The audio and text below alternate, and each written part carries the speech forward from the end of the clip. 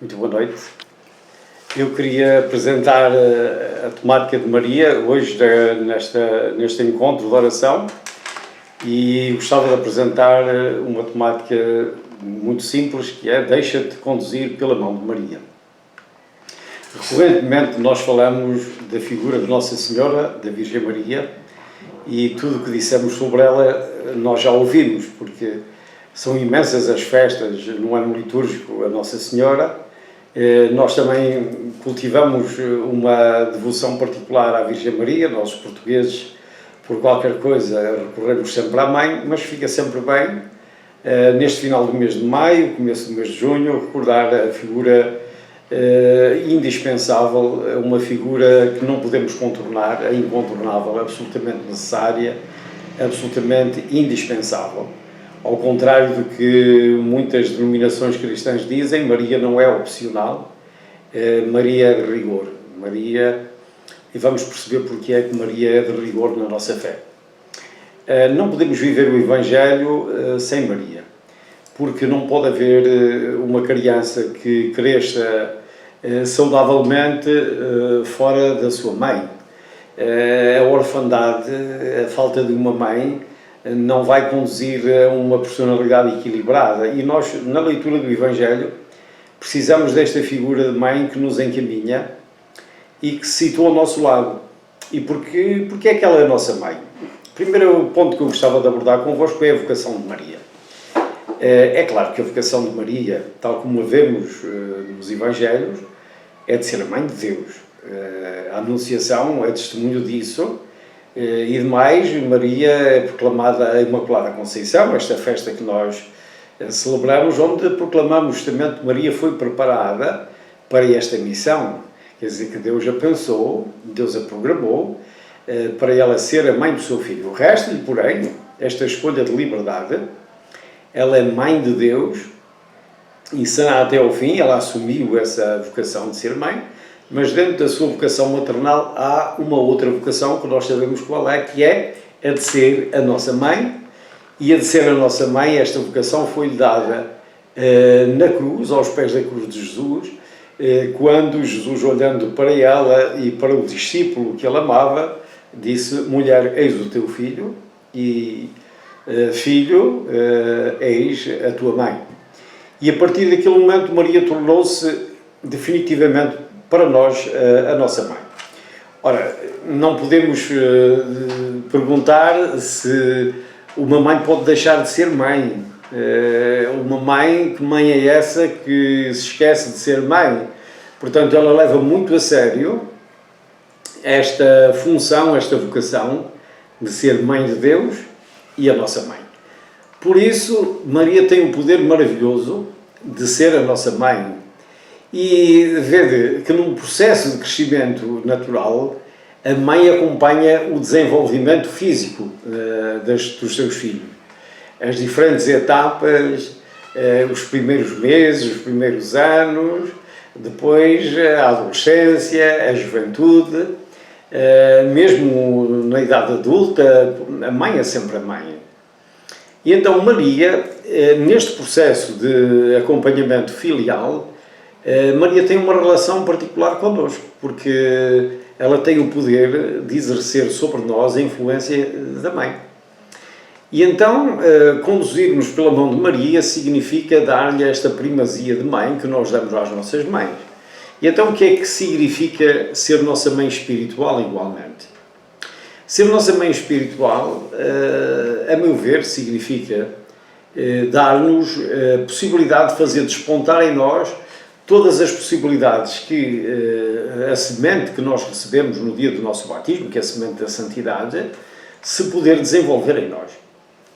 Esta semente bela da santidade foi-nos dada em plenitude, mas precisa de se desenvolver em todas as suas potencialidades, porque se não conseguir desenvolver-se, se não conseguirmos ativar as possibilidades todas que existem dentro desta semente, ela não se desenvolve. Se lhe faltar esta possibilidade de crescer e de se realizar, vai nos dar qualquer coisa que não está programado, que não é exatamente aquilo que nós queremos.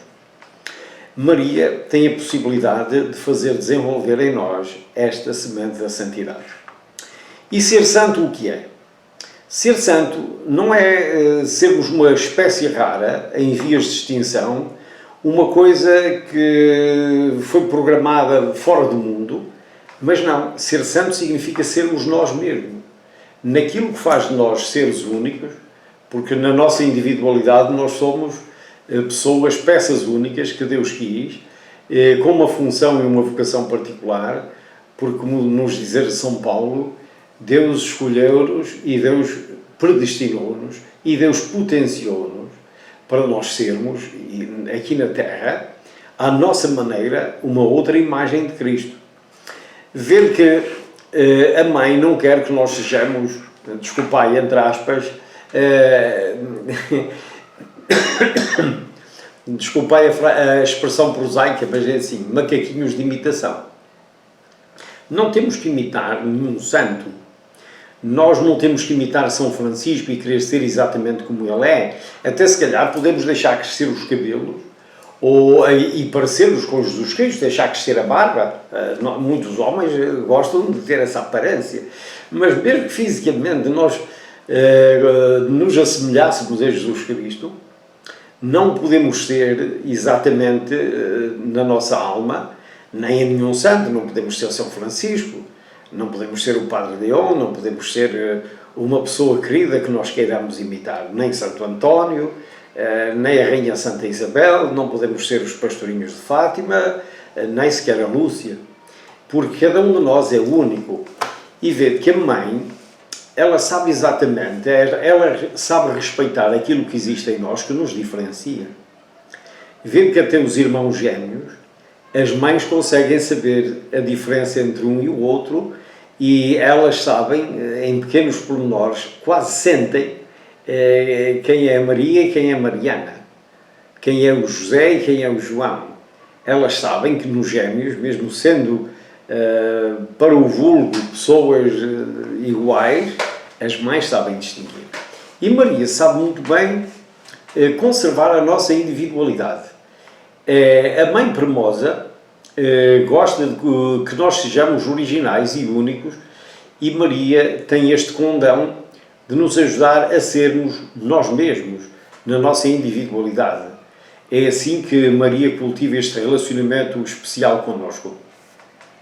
Depois, Maria tem uma função muito particular, porque ela é mulher crente, é mulher linda, mulher do Evangelho, de nos fazer olhar para o Evangelho de uma maneira diferente. Melhor dizendo, com Maria nós olhamos para o Evangelho com os seus olhos. E vendo que o Evangelho, visto com os olhos de Maria, deve ser realmente muito bonito. Ela empresta-nos os seus olhos para que durante o Rosário nós contemplemos os mistérios da vida de Jesus. Reparai que o Rosário não é uma repetição de Ave Marias para convencermos, dizendo 50 vezes a mesma coisa, convencermos a nossa Mãe do Céu a nos fazer um favor ou a nos dar uma graça qualquer.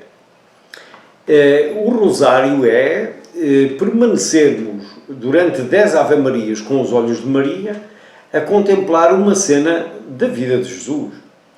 E vede como é bonito contemplar o Evangelho com os olhos de Maria. Ela ensina-nos a olhar para a vida de Jesus, porque nos leva a Ele. Sempre a Maria nos leva a Jesus, porque ela conduz-nos como conduziu Jesus e ela coloca o colírio nos nossos olhos para que não vejamos de uma maneira embaciada, de uma maneira deturpada a vida de Jesus, mas coloca-nos a transparência do seu olhar para nós conseguirmos contemplar.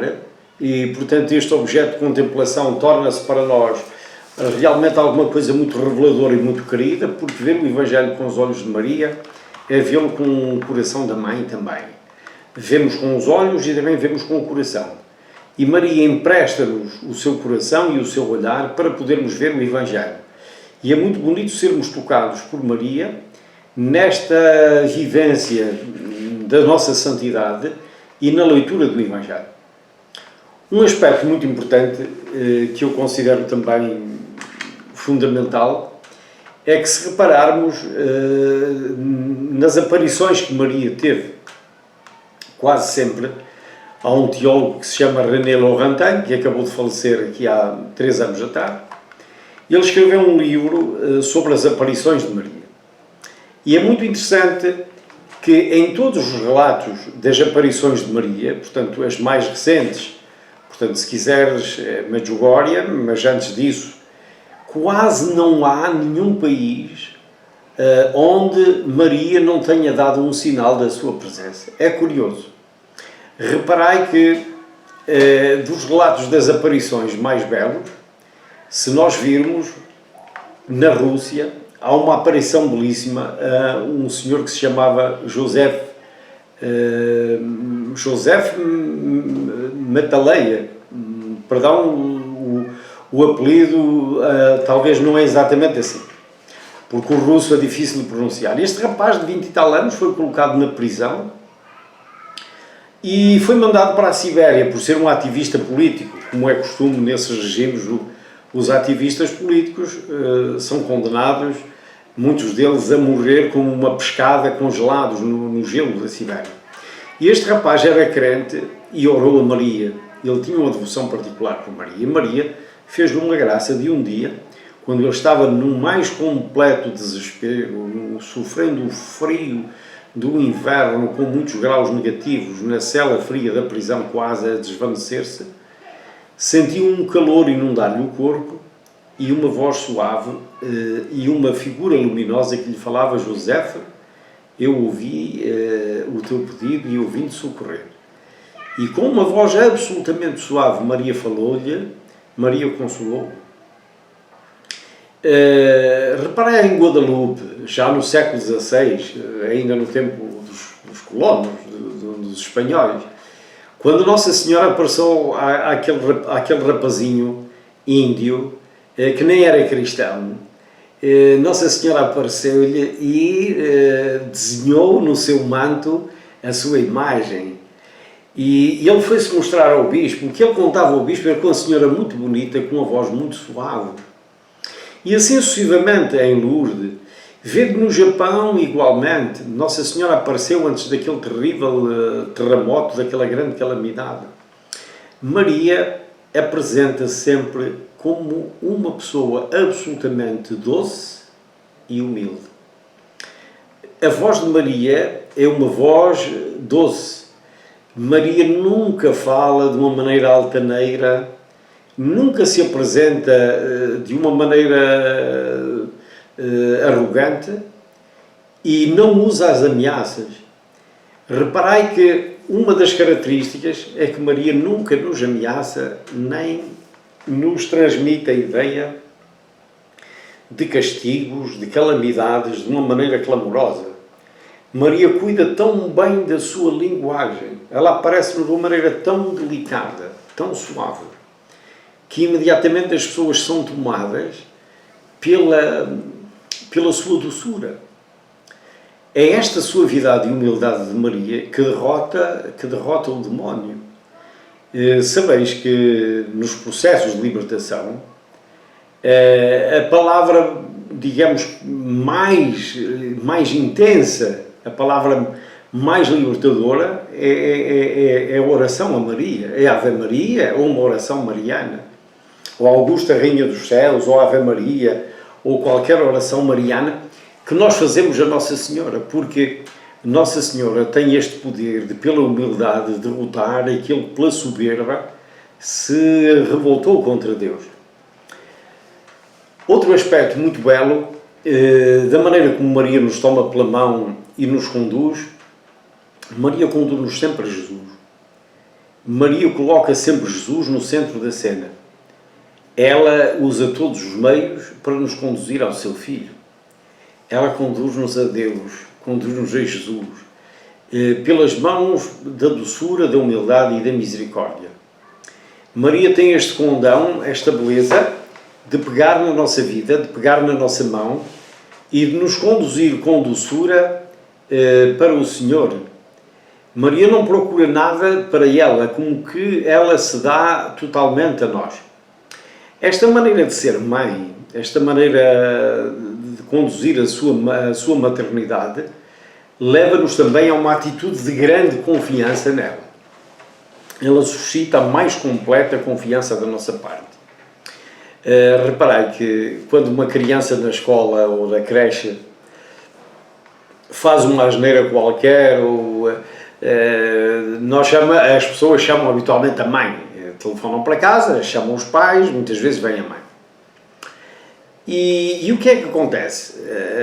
Imagina que o miúdo sujou a fralda, portanto já um miúdo crescido na escola primária, mas por um azar, uma distração, se sujou todo, pronto, e não é preciso chamar a mãe, toda a gente se apercebeu, mas essa criança não diz nada.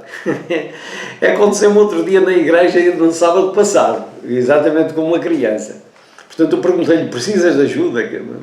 Calada, não disse nada.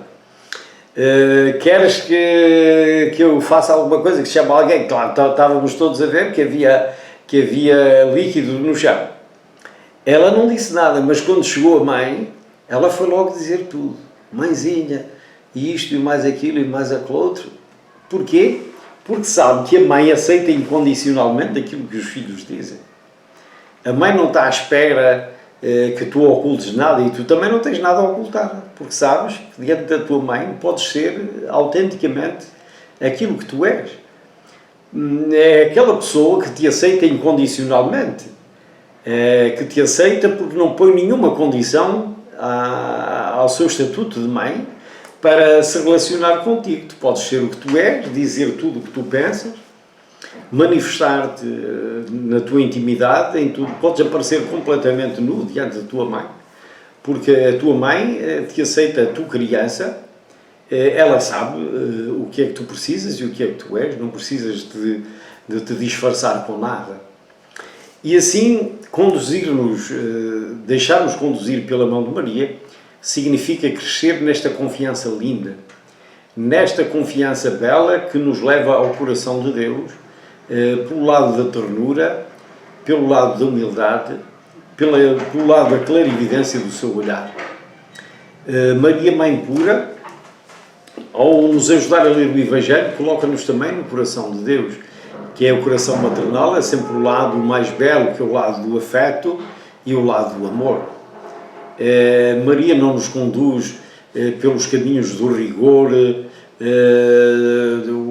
da lei, do julgamento, mas Maria olha-nos e trata-nos com carinho e com os cuidados de uma mãe extremosa e carinhosa. E vê que deixar-se conduzir por Maria na nossa vida é qualquer coisa de maravilhoso, porque é Maria que está junto com os discípulos no dia em que o Espírito Santo desceu. A Maria que acompanha a Igreja Nascente, seguramente ela estava junto dos apóstolos a decidir todas as coisas que era preciso decidir. E é assim que Maria também está ao nosso lado, ela está à cabeceira do mundo enfermo, do mundo doente. Maria também está ao nosso lado quando sofremos. Esta experiência é muito interessante, quando no hospital nós encontramos pessoas que estão a sofrer, muitas a lutar entre a vida e a morte, como é bonito dizer no fim, olha, vamos rezar uma Ave Maria, vamos colocar no coração da mãe. Maria sabe consolar. Maria tem este dom de saber consolar. Todas as mães sabem consolar os filhos. De uma maneira particular, basta ouvir a voz da mãe, que os meninos já se acalmam, não é? E Maria também tem este condão. Maria sabe nos consolar. Ela é a Senhora das Dores, que nós chamamos de muitos nomes, Senhora do Pranto, Senhora das Dores e por aí abaixo. Tem o condão de também conhecer as nossas dores, conhecer aquilo que nos dói, que nos magoa. A mãe conhece as nossas feridas. No filme de Jesus de Nazaré, de Zafirelli, há uma imagem muito bonita de Jesus que leva a sua cruz e depois, a partir de um certo momento, Jesus tropeçou e Jesus caiu, e apesar da cruz, caiu ao chão. E aparece uma imagem, no fundo, uma anamnese de quando Jesus pequenino brincava, corria, teve uma grande queda, caiu, pronto, mesmo de cara no chão, daquelas quedas mesmo que dói muito, porque quando batemos com a cara é aquelas coisas que magoam muito, que dói muito. E vemos a mãe a correr aflita, a pegar o filho nos braços, a abraçá-lo, a limpar-lhe a cara, a limpar-lhe a roupa, a abraçá-lo, a beijá-lo, como a dizer, meu filho, não foi nada, eu estou aqui. É uma imagem belíssima, esta imagem toca profundamente, quando se está a assistir ao filme, toca profundamente. É assim que Maria é esta mulher que aparece resplendorosa, mas é a mulher que tem uma relação particular connosco, os seus filhos. Era esta mensagem que eu queria dar de Maria, sem fazer uma teologia profunda de Mariologia, mas de vos dar uma reflexão pequenina daquilo que pode ser deixar-se conduzir pela mão de Maria. Eu sei que quando nos deixamos conduzir pela mão de Maria, somos pessoas que temos uma segurança interior extraordinária. Porque a proteção da mãe é a proteção daquela mulher forte da Sagrada Escritura, ela que calcou aos seus pés a cabeça do dragão. E eu creio que esta imagem linda dá-nos uma grande segurança. Nós que sempre temos esta afeição particular por Maria, acho que ficamos muito confortados e muito consolados de saber que a nossa mãe vela por nós. É isso que nós fazemos e queremos hoje entregar a Maria, então, nesta reflexão pequenina, que eu queria partilhar convosco. Então, quero cumprimentar a todos, muito boa noite e um grande bem-aja.